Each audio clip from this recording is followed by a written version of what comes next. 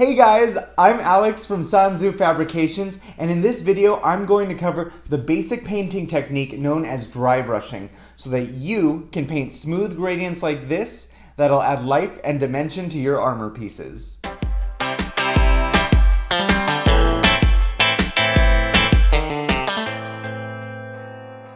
I'm sure there are a variety of ways to mix colors, but I'm going to show you the method that I personally used on my Cubone mask and my Marth's armor set.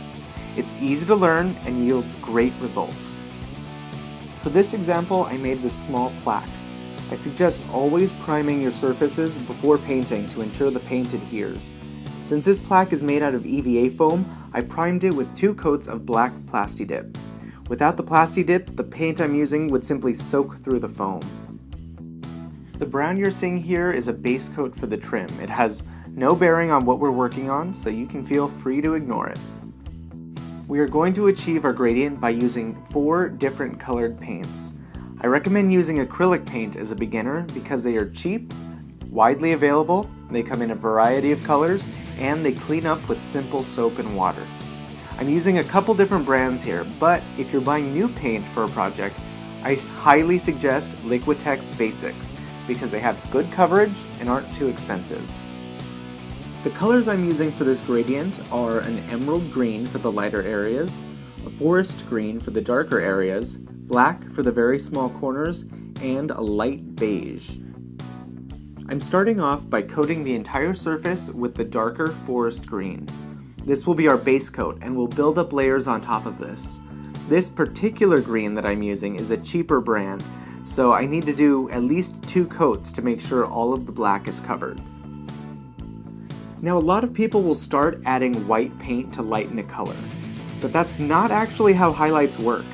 Things don't turn white when they light up.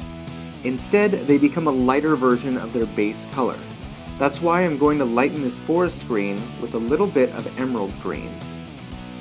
Mix it thoroughly, and with a new brush, we're going to pick up just a little bit of paint and start to dab it over the base coat.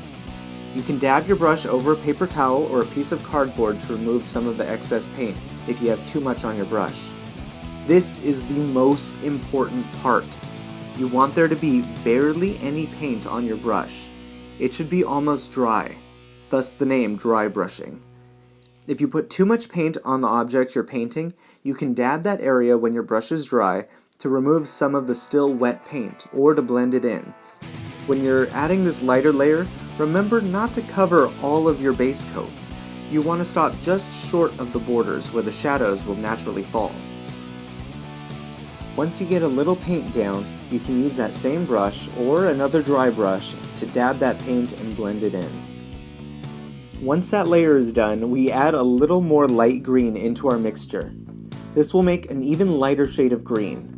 Remember, each time you apply a new, lighter layer of color, you want to cover a slightly smaller area than the last. It's okay to completely skip some areas too if you run out of room. I kept repeating the same process of adding lighter paint to the mixture and lightly dabbing it onto the smaller and smaller areas.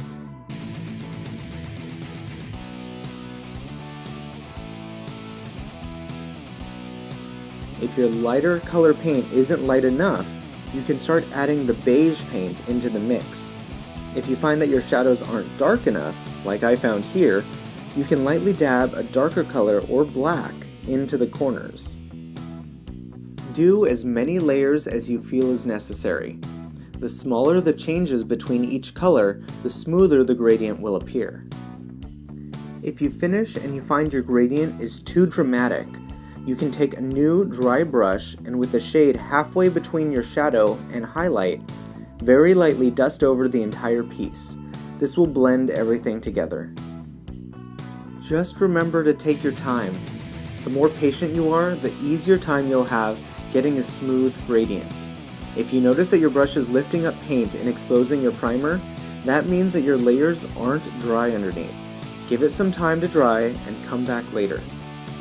Dry brushing can seem very intimidating, but once you start, you'll realize it's actually pretty easy. If you use this technique on your own projects, then send me a picture on Facebook or Twitter. I love seeing what people make. And if you found this helpful, then be sure to subscribe for future videos. I'll see you next time.